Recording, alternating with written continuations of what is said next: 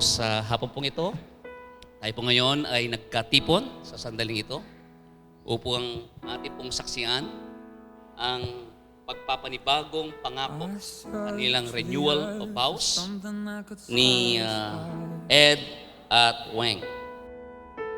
A peace for the hurt I had buried deep inside. Knees on the floor, I finally found everything I needed. You lifted my soul and opened up my eyes. I never knew anything Sa like kanila pong muling forever pagtitibay ng till I kanilang parangal at kakilang pag-iisang puso ni Daddy Ed at Weng na patuloy na nakaharap sa isang matamis at maligayang pamumuhay ng kalagayan ng pag-aasawa.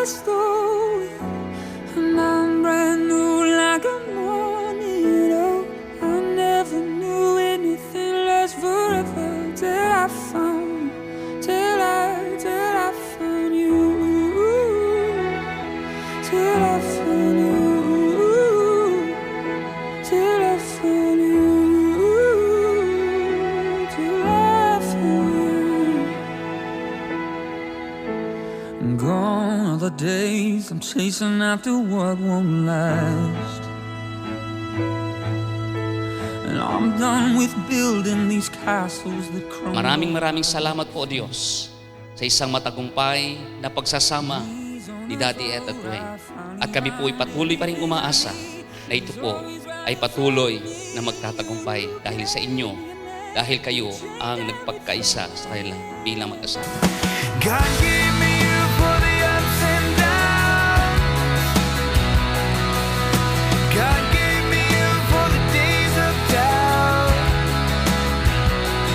For when I think I've lost my way, there are no words here left to say it's true. God gave me you.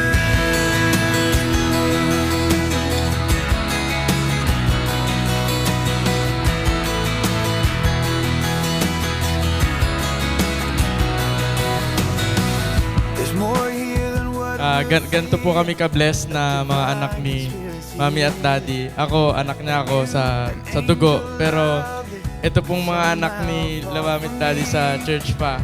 Ayan, nakapag-prepare sila ng ganitong surprise para sa inyo. Ibig sabihin, grabe po talaga kayo bilang mga magulang po namin. Talagang blessed po kami para magkaroon ng magulang na katulad niyo.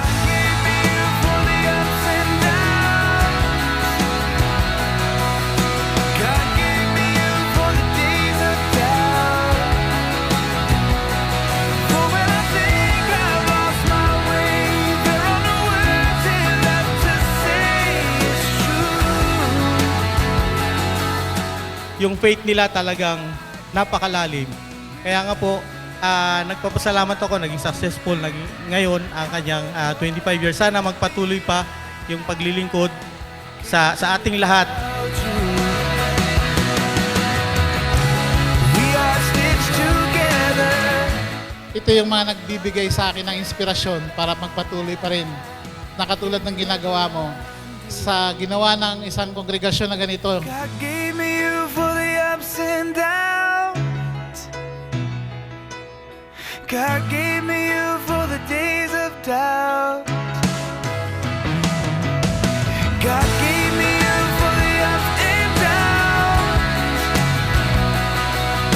God gave me you for the days of doubt. But when I think I've lost my way. Stay the kilig, no, the romance of being together, and see you on your 50th golden anniversary.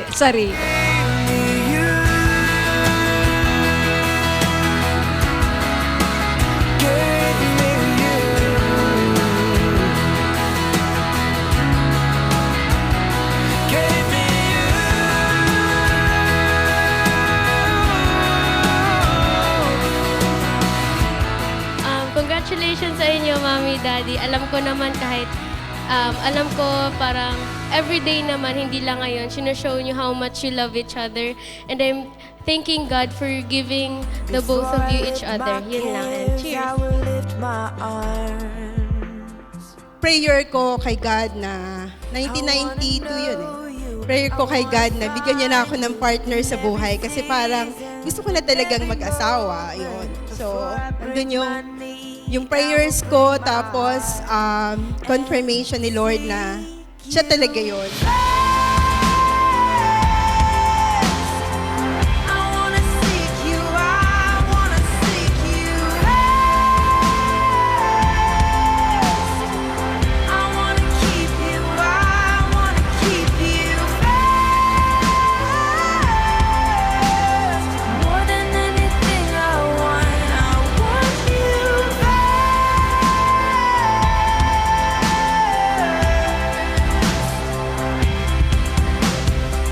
Before I speak a word, let me hear your voice.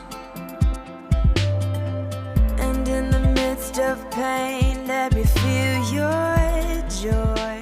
Araw-araw yung pagmamahal ko sa iyo, lalong yumayabong, lalong tumitindi, na mahirap kumain pag hindi ka kaharap.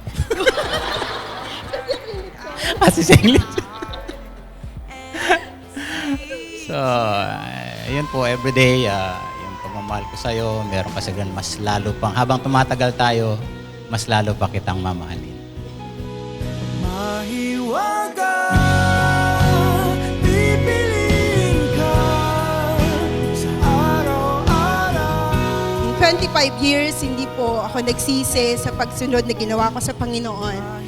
Kasi ikaw talaga yung, sabi ko nga, second, kaya ang tawag ko po sa kanya, second most high. Kasi syempre most high, si God yon. And then, siya yung second most high ng buhay ko. At nandoon yung pasasalamat ko sa Panginoon every day, every moment of my life kasi alam ko na siya yung best na binigay para sa akin. Patungo sa akin, tanging ika'y ibiging wagas at buo. Payapa sa yakap. Siya po yung gift. Second to my salvation, siya yung gift na natanggap ko sa kanya. So, papahalagahan ko po yun habang buhay. Payapa sa yakap ng iyong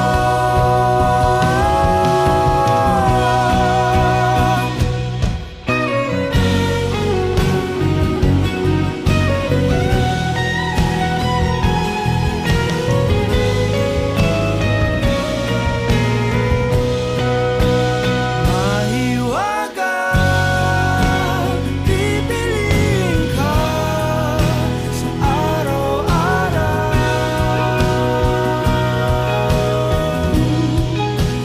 Mahiwaga. Karangalan kong ihayag sa kulong ito ang pagpapanibago ng pangako ni na Daddy Weng at Mami Weng bilang mag-asawa.